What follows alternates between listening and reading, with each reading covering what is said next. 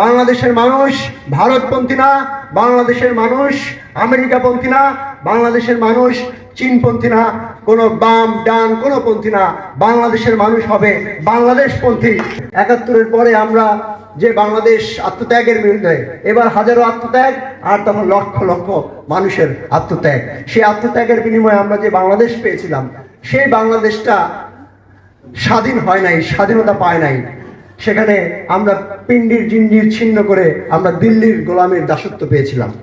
আজকে আমাদের ২৪-এও তাই একই সাথে মাথায় রাখতে হবে, আমরা দিল্লির জিঞ্জির ছিন্ন করে আবার ওয়াশিংটন কিংবা রাশিয়া কিংবা মার্কিন যুক্তরাষ্ট্র কিংবা পৃথিবীর কোনো রাষ্ট্রের দাসত্বই কি আমরা পড়তে রাজি কিনা। আমরা পরিষ্কারভাবে বলতে চাই যে বাংলাদেশের মানুষ রাশিয়াপন্থী না, বাংলাদেশের মানুষ ভারতপন্থী না, বাংলাদেশের মানুষ আমেরিকাপন্থী না, বাংলাদেশের মানুষ চীনপন্থী না, কোনো বাম ডান কোনো পন্থী না। বাংলাদেশের মানুষ হবে বাংলাদেশপন্থী। এবং গণসংহতি আন্দোলন সেই বাংলাদেশপন্থী রাজনীতি করে, বাংলাদেশ ছাত্র ফেডারেশন সেই বাংলাদেশপন্থী রাজনীতির সহায়ক শক্তি হিসেবে, নেতৃত্বদায়ী ছাত্রদেরকে সংগঠিত করার শক্তি হিসেবে কাজ করে। আমরা ফ্যাসিবাদকে প্রধানতমভাবে যে বৈশিষ্ট্য আকারে চিনতে চাই, গতবার এত বছর ধরে যে বৈশিষ্ট্যের বিরুদ্ধে আমরা লড়াই করেছি, তার মধ্যে একটা অন্যতম হচ্ছে বিভক্তি, বিভাজন। বিভিন্নভাবে বিভিন্ন পরিচয়ে আপনাকে ট্যাগ দিয়ে আপনাকে বিভাজিত করা হবে, সমাজের ভিতরে ঘৃণা ছড়িয়ে দেওয়া হবে, বিদ্বেষ ছড়িয়ে দেওয়া হবে, নারীর প্রতি বিদ্বেষ ছড়িয়ে দেওয়া হবে, বিভিন্ন জাতিগত পরিচয়ে যারা বসবাস করেন তাদের উপরে বিদ্বেষ ছড়িয়ে দেওয়া হবে, ধর্ম বিদ্বেষ ছড়িয়ে দেওয়া হবে। আবার যারা ধর্মের বিচারে মানুষকে কোনো ধরনের মূল্যায়ন করতে চান না, মানুষকে মানুষ আকারে মূল্যায়ন করতে চান, কোনো ধরনের স্বজনপ্রীতি করতে চান না, সে হিন্দু ধর্মের হলে আমি হিন্দু ধর্মের একজন ব্যক্তিকে একটু বিশেষ সুবিধা দিব, আমি মুসলমান হলে আমি মুসলমান ধর্মের মানুষকে একটু বিশেষ সুবিধা দিব, আমি খ্রিস্টান হলে আমি খ্রিস্টান মানুষকে একটু বিশেষ সুবিধা দিব, আর আরেক মানুষকে কম সুবিধা দিব। এটা কোনো ধর্মেই আমাদেরকে শিক্ষা দেয় না।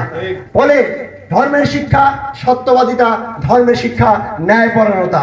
সেই সত্য এবং ন্যায়পরায়ণতার পক্ষে যে শক্তি কাজ করতে চায় তাদেরকে বিরুদ্ধ আমাদের সমাজে এক ধরনের বিভেদ এবং বিভাজনের রাজনীতি ক্রিয়াশীল আছে।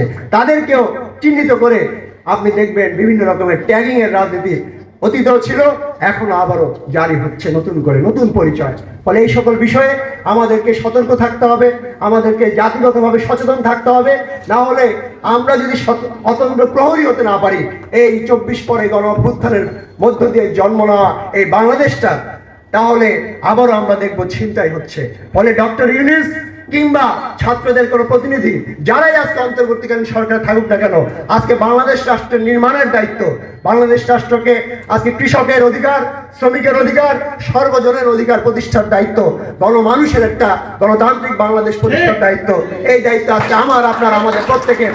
ফলে এই দায়িত্ব আজকে আমরা যদি পালন করতে ব্যর্থ হই, তাহলে বাংলাদেশ আবারও পুরনো প্রক্রিয়ায় হাঁটবে, সেই অতীতের দাসত্ব এবং গোলামীর পথে হাঁটবে।